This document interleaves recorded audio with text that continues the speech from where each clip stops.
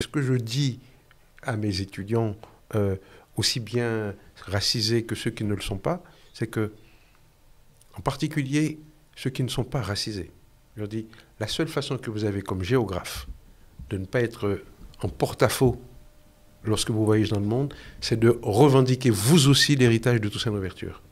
Revendiquez vous aussi l'héritage de Frantz Fanon, dire que votre expérience de citoyen libre n'aurait pas été possible sans le combat de ces héros-là.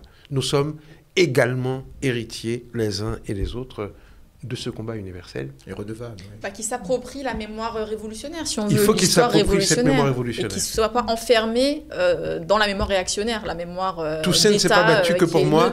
Qui est neutralisée. Il ne s'est pas battu que pour moi, il s'est battu pour tous les héritiers de la République. Ah oui.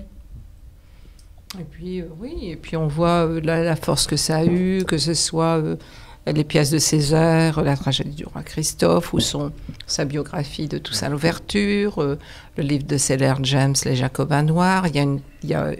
Pour beaucoup de révolutionnaires, il y a une tradition à puiser dans la révolution haïtienne d'une théorie, justement, même de libération. Même Mandela. Cite Toussaint Louverture comme référence. Ouais. Et c'est un élément important pour dire que avec l'expérience haïtienne, la liberté est devenue un bien commun universel et non pas l'apanage des Blancs, non pas l'apanage des mulâtres, non pas un privilège réservé à quelques individus, mais un bien commun. Et c'est très important comme message au reste du monde.